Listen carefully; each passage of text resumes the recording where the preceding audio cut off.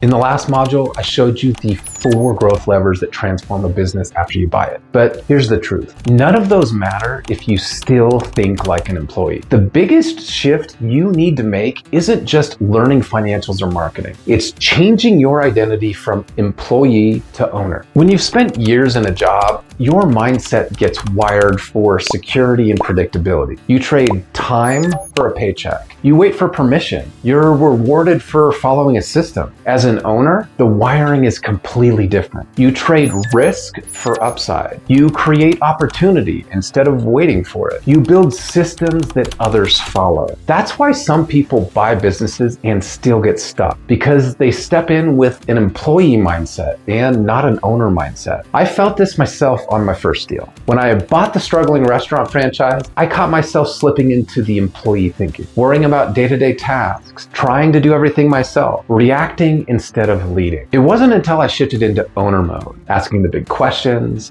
delegating, setting systems, that the business really started to grow. And that shift ultimately led to a $1 billion exit. If you've spent your whole career as an employee, you have to consciously rewrite how you see yourself. Without the mindset shift, the business owns you. With it, you own the business. That's the difference between you buying yourself another job versus building wealth and freedom. This is why inside the full program, I don't just give you the playbooks for sales, marketing, finance, and ops. I also give you the frameworks to step fully into ownership so the business serves your life and not the other way around. So now we've covered why buying beats building, the 5 stages of acquisition, the red flags to avoid, the growth levers after you buy, and the mindset shift from employee to owner. In the final module, I'm going to show you your next step, how to take what you've learned in the free course and move it towards your first acquisition. I'll see you in module 6.